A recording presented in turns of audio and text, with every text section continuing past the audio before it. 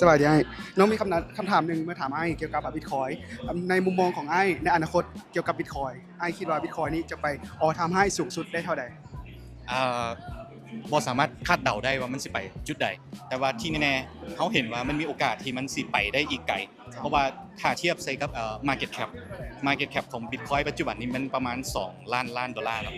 ซึ่งว่า2ล้านดอลลาร์นะมันยังน้อยกว่ามูลค่าบริษัท Apple อีกและคิดเอาว่าในตลาดหุ้นใหญ่ๆคือเมกานะ10บริษัทที่อยู่ในตลาดหุ้นนี่นะรวมกันนี่นะมันสิซ้ำได้ขนาด Apple บริษัทเดียวยังใหญ่กว่า Bitcoin ละแล้วถ้าสมมุติเอา Nvidia เอา Tesla เอาอย่างเงี้ยมันใหญ่หลายแล้วเราคิดภาพว่าคันเงินมูลค่าแบบนั้นน่ะมันถึงง่ายเข้ามา Bitcoin นะ Bitcoin นั้นยังมีแกปให้ไปอีกหลายเท่าถามว่ามันยังรักษาความน่าเชื่อมั่นแบบนี้แล้วก็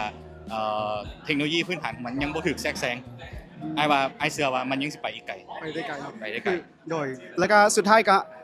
น้องอยากให้ไอ้ฝากถึงวัยรุ่นที่ยังบ่ทันศึกษาเรื่องบิตคอยอยากให้มาสนใจเรื่องบิตคอยอีกได้นึงควร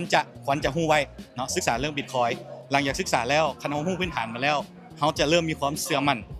ในโตมันว่าเป็นอย่าง Bitcoin มันจึงได้รับความนิยมแบบนี้แล้วเขาเริ่ม DCA เนาะบ่สายเริ่ม DCA ไปตั้งแต่ตอนนี้อีก5ปี10ปีมันบ่เฮ็ดให้เขาถูกแน่นอนโดยขอบใจหลายๆขอบใจหลายๆ